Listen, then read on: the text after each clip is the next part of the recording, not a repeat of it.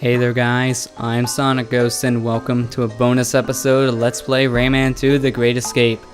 In this episode we're going to be taking a look at something that we've been unlocking with more lums that we've been getting. It's essentially the backstory of Rayman 2. If you go ahead and hold down the F1 key here in the PC version, then we'll get this big old story. There's a lot of information to take in here, so this bonus episode is dedicated to the Omniscient.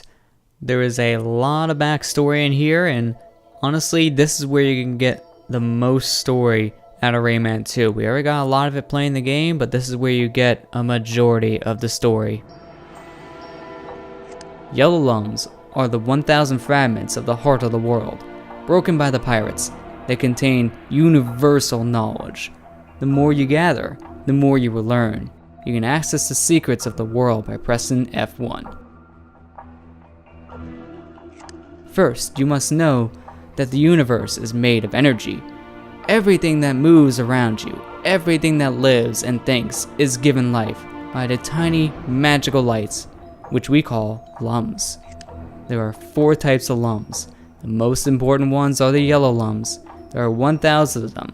The yellow lums give knowledge to those who gather them and can also open doors into unknown places. The red lums are full of vital energy. They can prolong your life. Pirates love them. Destroy them, and you can take all the red lums which they have stolen from yourself.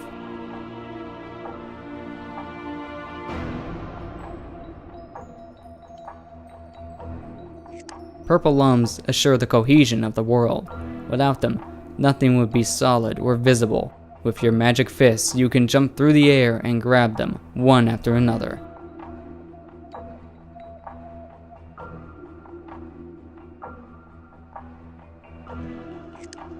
Blue lums contain the first breath. They are the origin of all life. Each creature receives and bursts his blue lums and keeps them until the day they die. One day the lums focus their energy into thought, and their consciousness brought to life a strong and marvelous creature, Polocus. His power is such that smallest dreams or desires becomes reality. Polocus decided to use his powers to bring people to the world. He began with the magical beings and dreamed up all the fairies. They are his emissaries. After the 4 lums, they made the silver lums, which give you special powers. Polocus then created the Teensies. Their role is to unveil all the roads in the world. They know every secret passage and can lead you to the Hall of Doors, where all paths eventually come together. Next, he created the simpler creatures, the people. First came Clark. His incredible strength proved very useful in carving the landscape, to fold hills into the monotonous plains, and to deviate the 2 impetuous rivers.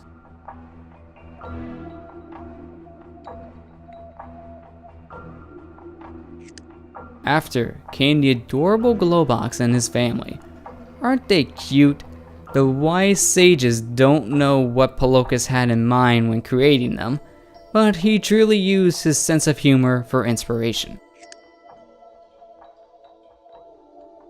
Polocus finished his creative efforts by conceiving a multitude of fantastic creatures, like Murphy, the flying 1-volume encyclopedia, or the horrible Eeg, who spends his time getting drunk on strange brews fermented in the depths of the marshes.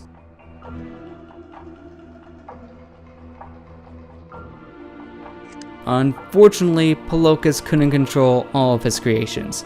His nightmares and negative thoughts gave birth to their own particular beasts, so be careful not to meet up with them, and avoid any nightmares you might meet in your journey.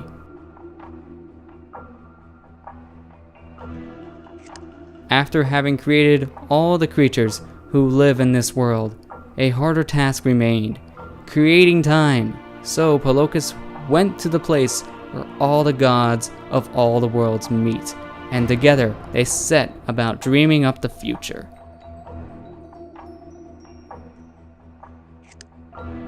To be warned of any problems that might occur, Palokas sent magic masks to the 4 corners of the world. Before leaving, he explained to the fairies that reuniting all 4 masks would be all it would take to bring him back. Since he didn't want to be called back by just anybody, Palokas created fierce guardians to protect the masks, giving them all hidden weaknesses that only a true warrior could discover and use. The period immediately following Palokas' departure was a time of wonder. The people learned to speak and love nature. A wind of freedom blew through all their souls. Everything was in the harmony until the pirates landed. As you know, the pirates broke the heart of the world into pieces. They want to make us all slaves and keep all the riches to themselves. They are soulless monsters, good at only one thing: stealing our dreams that they will never share.